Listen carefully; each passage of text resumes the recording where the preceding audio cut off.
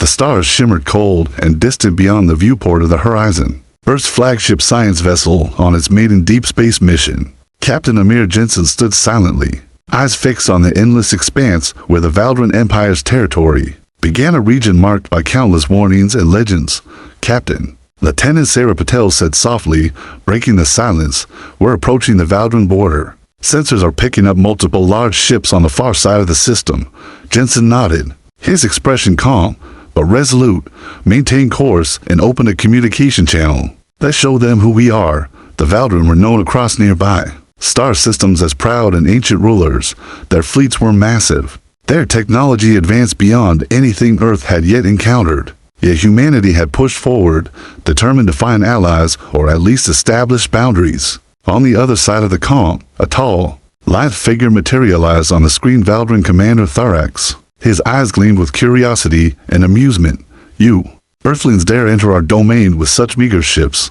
Thorax's voice carried a note of disdain. "Your presence here is a joke to the Empire." Amir Jensen responded with steady calm. "We come in peace and seek dialogue. We wish to establish mutual respect between our peoples." Thorax laughed a sharp, echoing sound that sent a chill through the crew. "Respect from you? You are nothing but fledglings in the cosmos. Your weapons are toys. Your fleet's mere insects compared to the might of the Valdran." On the bridge, tension rippled through the human crew. Sarah exchanged glances with her comrades. The arrogance was palpable, but so was the opportunity.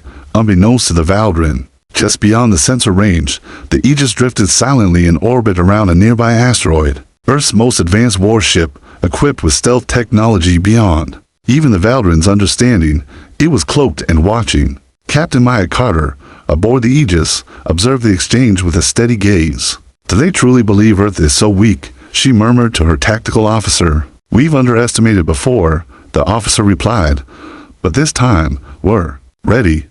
Back on the horizon, the Valdran commander continued his taunts. "You should turn back before you bring ruin upon yourselves."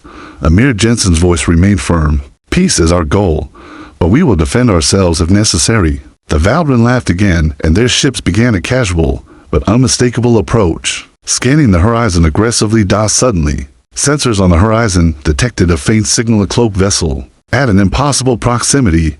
Lieutenant Patel's eyes widened. "Captain, we have an unknown ship entering the system undetected." "Could it be a Valdran scout?" Jensen asked. "No, our scans show no known signature. It's unlike anything we've seen." Jensen's communicator buzzed. It was a secure channel from Earth Command. "Captain, this is Admiral Chen. The warship Aegis has been deployed to this system as a safeguard. Maintain your position. Do not engage unless ordered." The crew exchanged uneasy looks. The Valdran continued to close in, their confidence unshaken. Suddenly, with a shimmer of light, the silent observer uncloaked. The Aegis appeared like a shadow, becoming solid, its angular hull gleaming under distant starlight. Powerful engines flared to life, sending shockwaves through the void. Valdran ships jolted as their sensors registered the presence of the warship. Commander Thorax's face drained of color. "What is this sorcery?" he demanded, his voice now sharp with panic. Captain Carter's voice came through the calm but commanding. "This is Earth's Aegis. We warned you. Humanity is not to be underestimated. Stand down or face the consequences." For a moment, the silence was absolute. Then the Valdran ship scattered, breaking formation in disarray. What had once been arrogance now turned to fear. The Valdran fleet was forced into retreat, shocked by the power Earth had kept hidden. On the horizon, the crew erupted in whispered awe and relief. Captain Jensen looked out into the stars, a small smile crossing his lips. "They laughed at us without fear, but now they know." And far away, aboard the Aegis, Captain Carter prepared for what was sure to come, because this was only the beginning. The glow of distant stars cast a cold blue light across the deck of the Aegis. Captain Maya Carter stood tall on the bridge, her eyes steady as she watched the Valdran fleet retreat into the darkness of space. The enemy's pride had been shattered in moments and arrogance replaced by cautious wariness. Behind her, Lieutenant Malik Rios was busy analyzing incoming data streams, running simulations, and recalibrating the ship's sensors. "Captain," he said, breaking the quiet hum of the control room, "the Valdran are pulling back, but they're still within striking distance. Their fleet is intact, but morale is definitely shaken." Carter nodded. "Good. Let them think twice before underestimating humanity again. She paused, then added, but we can't afford to assume this is over. In the weeks that followed, the Aegis shadowed the Valdran fleet from a safe distance, cloaked and silent. Earth's military command had decided to hold back, keeping the Aegis a secret, a silent guardian meant to deter any further aggression. Captain Carter understood the weight of that decision. The galaxy was watching, and any overt act could spark a war no one wanted on Earth. Debates raged in the halls of power. President Liao's voice was steady, but firm during strategy meetings. We cannot reveal the Aegis just yet. The galaxy must not know how far we have come until the time is right. We need allies, we need strength, and above all, we need control over this narrative. Admiral Chen agreed. If the Valdran believe we have only this one warship, their uncertainty will keep them cautious. It buys us time to build our forces and reach out to other civilizations. Yet some within Earth's ranks worried. What if they don't back down? What if this only provokes them to strike first, harder and faster? Carter overheard these concerns, but remained confident in the ship's capability. The Aegis was more than just a warship, it was a statement, a warning that humanity was no longer the underdog. Back in Valdran space, Commander Thorax returned to his homeworld with a mix of shame and determination. The Empire's elders convened emergency councils, debating their next steps. The Valdran Pride demanded a response. Their intelligence agents worked tirelessly to uncover the secrets behind the Aegis. Desperate to understand how a fledgling species like humanity had acquired such power, yet, even as the Valdran prepared, many of their own questioned whether endless conflict was the answer. We face a species unlike any other, one elder mused. They do not cower, they do not flee. We must consider diplomacy or risk total war. Amid this unrest, Earth quietly expanded its reach. Contact teams established communication with smaller civilizations caught in the Valdran shadow. Species eager for protection, wary of the Empire's dominance, Captain Carter led covert missions, slipping through the edges of known space to deliver aid, gather intelligence, and build alliances. Every successful mission chipped away at the Valdran's influence and strengthened humanity's position. One night, aboard the Aegis, Carter stood beside her second-in-command, Lieutenant Rios, gazing out at the silent stars. We're not just fighting for Earth anymore, she said quietly. We're fighting for everyone who's been pushed aside. Rios nodded. They thought we were weak, slow, unprepared. They laughed at us without fear, but now they know better. The warship's cloaking systems hummed softly, keeping them hidden as they moved unseen through enemy space. Meanwhile, on Earth, the people watched the skies with a mix of hope and anxiety. News of the Aegis remained classified, but whispers of humanity's rising strength spread through scientific circles and military ranks alike. In time, the galaxy's balance began to shift. Alliances formed where once there had been silence. The Valdran, once the uncontested giants, faced resistance not just from Earth, but from a coalition of species unwilling to accept their domination. Captain Carter's voice echoed through secure channels. We are the Watchers now, silent but ready. The galaxy will learn the price of underestimating humanity, and in the cold void between stars, the Aegis waited, patient, vigilant, and unstoppable. The Horizon had returned to Earth orbit, its crew buzzing with whispers about the mysterious Aegis and the shock it had dealt to the Valdran. Captain Amir Jensen met with the Earth Defense Council, his expression sober yet proud. The world watched, hungry for answers about the sudden shift in galactic power. Meanwhile, deep in Valdran space, the Empire's leaders met behind closed doors. Commander Thorax stood before the council, his pride bruised, but his voice firm. The Earthlings revealed a weapon unlike anything we expected. They have technology far beyond our estimates. A murmur of unrest rippled through the chamber. We must strike swiftly, Thorax insisted. Show them that one ship is no threat. Crush their fleets before they grow stronger. The Valdran's plans moved quickly. Intelligence reports came in. Earth's fleet was small and still growing. If the Valdran struck fast, they believed victory would be inevitable. On Earth, however, preparations were underway not for defense alone, but for a show of strength unlike any before. The Aegis had rearmed, repaired, and upgraded with technology, scavenged from other species and improved by Earth's scientists. Captain Maya Carter stood on the bridge, her crew tense but ready. We will not be the hunted, she said. Today, we make sure the galaxy remembers who commands their fate. The Aegis slipped silently from Earth orbit once more, its cloaking device activated.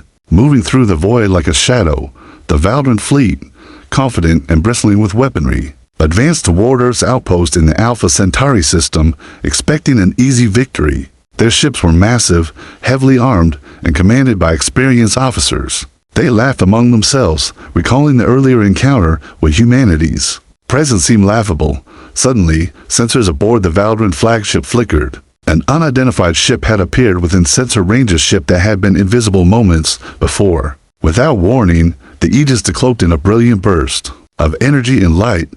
The Valdran fleet was caught off guard. Powerful beams from the Aegis targeted key vessels with deadly precision. The enemy's advance halted abruptly, then collapsed into chaos. Commander Thorax barked orders. But the Valdran ships were overwhelmed by technology and tactics they had never faced. The Aegis moved like a specter through the battlefield, its shields absorbing attacks, its weapons disabling enemy ships one by one. For the first time, the Valdran faced an opponent who matched their might and outmaneuvered them. At every turn, Captain Carter's voice rang out over the comm channels. "This is Earth's Aegis. You have been warned. Cease your attack and retreat, or suffer total defeat." The Valdran hesitated, pride battling fear. Then their flagship's engines faltered under the onslaught. With a final, decisive strike, the Aegis disabled the Valdran flagship's command systems, throwing the fleet into disarray. The Valdran ships began retreating, their confidence shattered. They left the battlefield broken and weary, back on Earth. The victory was celebrated quietly, but widely. The message was clear: humanity had arrived. In the aftermath, Captain Jensen and Captain Carter met in a secure briefing room. "We've done more than defend," Jensen said. "We've changed the rules." Carter nodded. "The Valdran won't laugh at us again. But this is only the beginning. We need to prepare for what's next." As Earth scientists and strategists studied the battle data, it became clear that the Aegis had not only leveled the playing field, it had rewritten the future. The galaxy had witnessed a force so ruthless and precise that no empire could ignore it. And humanity, once underestimated and mocked, had unleashed a power that would echo through the stars forever. The Valdran Empire, once so sure of its invincibility, now stood at a crossroads. In the grand halls of their capital world, towering spires cast long shadows over anxious faces. The echoes of defeat at Alpha Centauri lingered like a bitter taste. Commander Thorax paced before the High Council, his usually proud demeanor marred by frustration. Their warship, the Aegis, is unlike anything we have faced. Our fleets were dismantled before we could respond.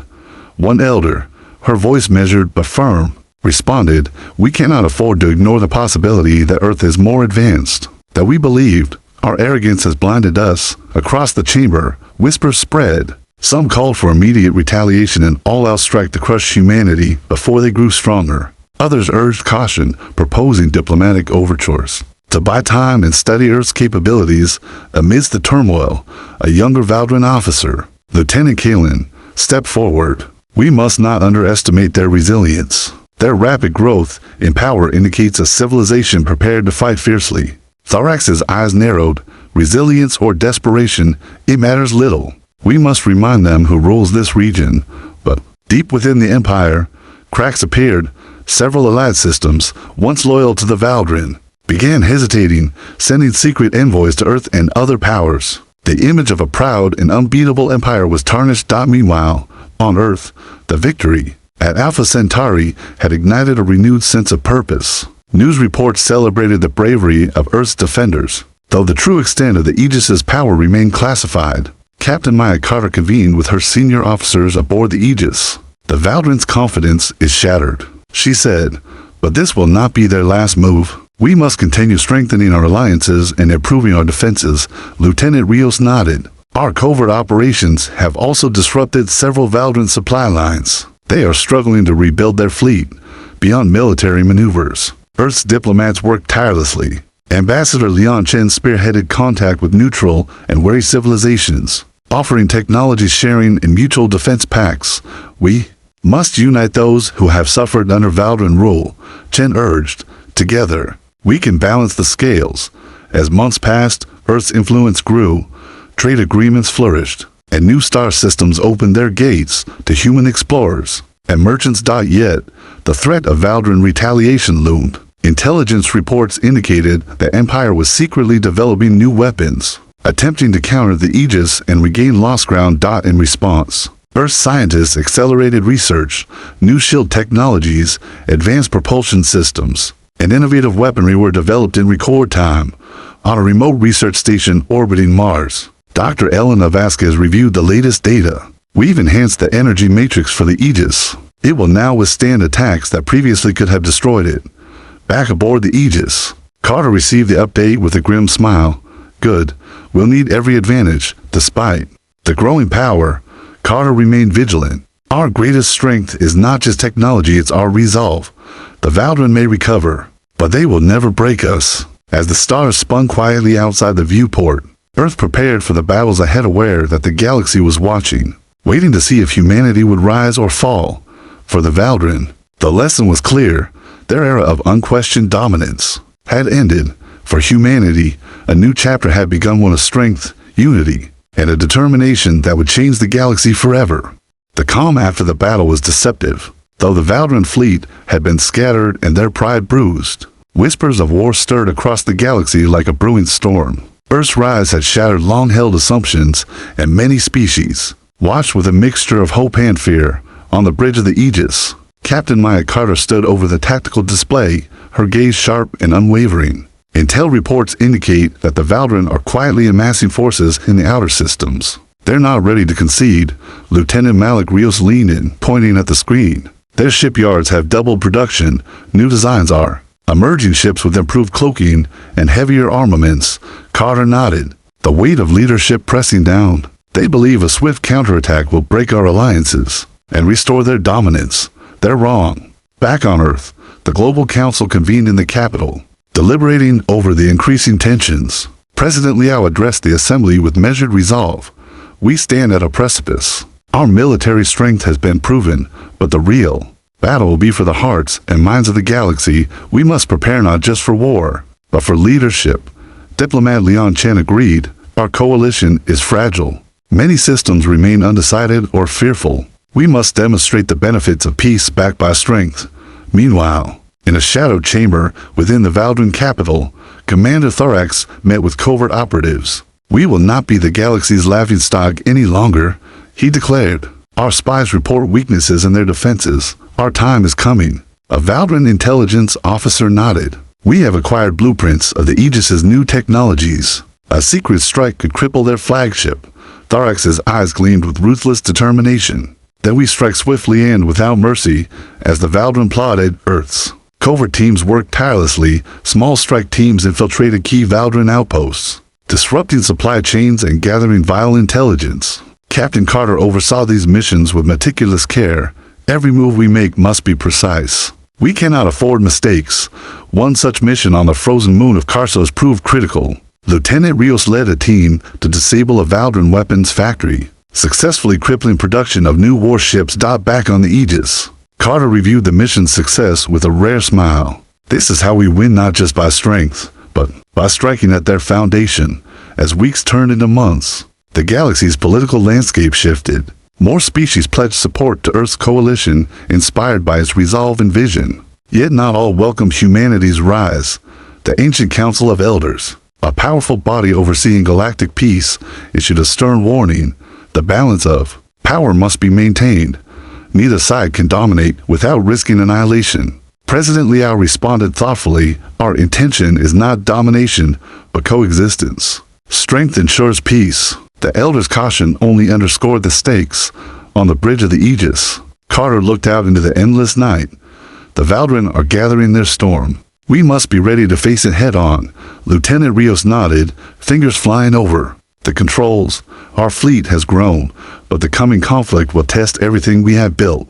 As Earth prepared its forces and alliances, the galaxy held its breath. The gathering storm was approaching fast, a test of humanity's resolve, strategy, and unity. And when the first thunderclap came, the universe would never be the same. The quiet before the storm shattered in the cold expanse of space near the Lighten system. On board the Aegis, the bridge buzzed with tension. Captain Maya Carter stood rigid, eyes locked on the approaching blips blinking red across the tactical displays. Enemy fleet detected, Lieutenant Malik Rios reported, voice steady but urgent. Valdrin Task Force, larger than before, more aggressive.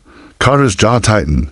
Status of our fleet, fully deployed, but outnumbered nearly to 2-1. The distant stars seemed to dim under the shadow of warships massing in formation. The Valdrin had made their move.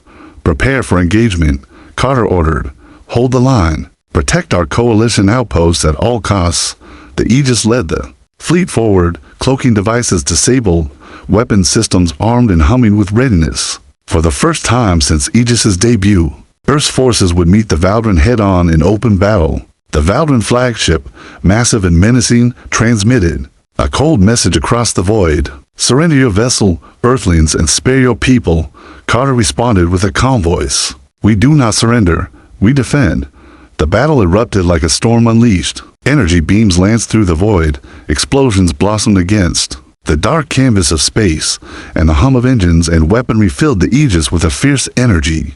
Captain Carter commanded with precision, weaving the fleet through volleys of fire, targeting enemy weak points with deadly efficiency. Shields holding, reported Rios, eyes darting between displays. But their reinforcements are closing in. Across the battlefield, Valdrin ships pressed harder. Their aggression fueled by desperation and pride. The Aegis took heavy hits, but remained steady, absorbing damage with advanced shielding and tactical evasions. Despite being outnumbered, Earth's fleet fought with an unyielding spirit. Coordinated strikes, innovative tactics, and unwavering determination turned the tide in key moments. During a critical phase, the Aegis deployed specialized drones that swarmed the enemy flagship's hull, sabotaging its systems and creating openings for the fleet. Commander Thorax's voice crackled over calms, anger, and disbelief mixing. How can this be? Their technology, their tactics, they are unlike any foe we have faced. The battle raged for hours, each side pushing limits, but as dawn crept over distant suns, the Valdrin began to falter. Their flagship, crippled by relentless assault, signaled a retreat. Earth's fleet did not pursue aggressively. Carter held her forces back. We fight to defend, not to destroy without cause, she reminded her officers. The aftermath left the galaxy stunned. The first major battle had ended with Earth's coalition holding the line against the Empire's might. Back on Earth, celebrations were tempered with solemnity. President Liao addressed the world. We have faced the storm and stood firm. This victory is a testament to humanity's strength and unity. Yet, Carter knew the war was far from over. This was only the first thunderclap, she said quietly, gazing into the starry abyss. The galaxy had witnessed the rise of a force both ruthless and resolute, a force that would shape the future in ways no one could have imagined. The echo of the battle near Lighton still resonated through the corridors of power. On both sides of the conflict, Earth's coalition had won a decisive, yet costly, victory. But the war was far from over. Captain Maya Carter felt the weight of that truth every waking moment aboard the Aegis. In the quiet moments after battle, Carter reviewed intelligence reports with Lieutenant Malik Rios. They're regrouping faster than we anticipated, Rios said, his fingers tapping on the holoscreen. Our spies indicate that the Valdrin are developing a new class of stealth ships designed to evade our sensors entirely. Carter frowned. If they can slip past our defenses, our colonies will be vulnerable. We need to stay ahead. The Aegis's sensors picked up strange anomalies in nearby systems, signals so faint they were nearly indistinguishable from background cosmic noise. Scientists aboard the ship theorized these were test runs of the Valdrin's new stealth technology, a ghost fleet that could appear anywhere, striking without warning. Meanwhile, political pressure mounted on Earth. Some factions demanded a more aggressive stance, pushing for total annihilation of the Valdrin threat. Others pleaded for diplomacy, warning that further escalation could devastate the fragile alliances Earth had worked so hard to build. Ambassador Leon Chen met with President Liao and military leaders. The galaxy is watching. We must lead with both strength and wisdom. A misstep could unravel everything. Yet in the shadows, the Valdrin Empire grew darker and more desperate. Commander Thorax convened with his elite strategists in a hidden fortress orbiting a distant asteroid. Earth's power is a threat to all we have built, he said coldly. Our new stealth fleet will be our vengeance, a shadow they cannot fight. He unveiled blueprints of the Phantom-class sleek, nearly invisible warships armed with devastating plasma torpedoes and advanced jamming fields. The Phantoms will strike where we choose, so chaos and force Earth into submission. On Earth, The Aegis's crew prepared for this new threat. Engineers worked day and night to develop countermeasures, enhanced sensor arrays, quantum signal analyzers, and rapid response interception drones. Dr. Elena Vasquez led a team testing a prototype sensor capable of detecting subtle fluctuations caused by the stealth ships. If we can detect even the faintest energy disturbance, we can nullify their advantage, she explained. Captain Carter remained focused. We must turn their darkness into light. Then, without warning, the Phantom fleet struck, one by one. Outposts on the fringe of human-controlled space went silent. Communications flickered and died. The enemy had chosen precision and fear over brute force. The first assault was on the Kesari relay station, a vital communications hub connecting Earth's fleet with distant colonies. Within moments, the station's defenses were overwhelmed by ships that seemed to vanish and reappear at will. The Aegis jumped into the system, racing against time, but the Valdrin had anticipated the response. A deadly trap awaited. As the Aegis engaged, Phantom ships emerged from the shadows, striking with lethal speed. The battle was fierce and chaotic. Ships danced through the void, lasers cutting bright arcs, shields flaring under assault. Captain Carter's voice was calm, but resolute. Focus fire on the stealth signatures. Deploy the new sensors gradually. The prototype devices revealed faint outlines, ghostly silhouettes against the blackness. The tide turned. Earth's fleet fought back with determination and innovation, pushing the Phantoms into retreat. The cost was high, but the Kesari relay station was saved. Back aboard the Aegis, Carter reflected on the battle. The Valdrin have cast a shadow across our galaxy, but every shadow exists because of light. Her words resonated through the ship, a reminder that no darkness, no matter how deep, could extinguish the spirit of humanity. The war had entered a new phase, one where cunning, courage, and unyielding hope would decide the fate of stars. The Aegis floated in the quiet void, the battle-worn flagship of humanity's defiance. The scars of the recent fight lingered on its hull, yet its systems thrummed with renewed purpose. Captain Maya Carter stood at the command console, gazing out at the glittering stars that had borne witness to so much conflict and so much hope. The galaxy was at a turning point.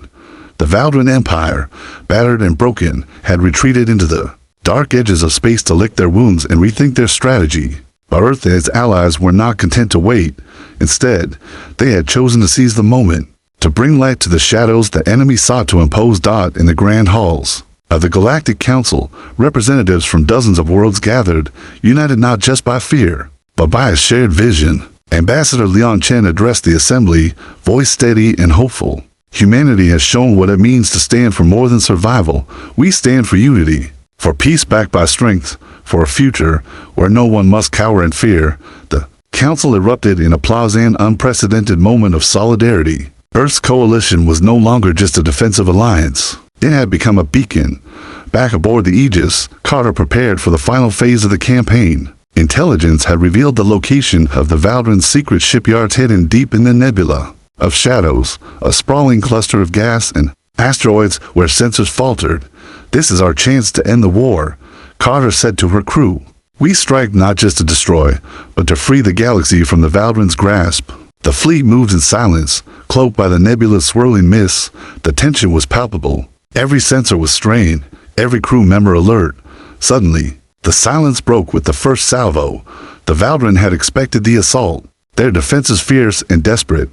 The battle in the nebula was unlike any before. Explosions lit the gaseous clouds with eerie colors. Warships weaving through deadly asteroid fields, firing plasma bursts and evasive countermeasures. The Aegis led the charge, coordinating strikes, protecting vulnerable support vessels, and pressing deeper into the enemy stronghold.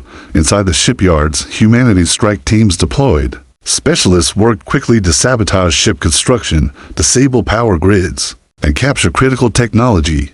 Amid the chaos, Carter received a message from Commander Thorax, defiant but broken. Your victory today does not guarantee peace. We are ancient. We adapt. We will return.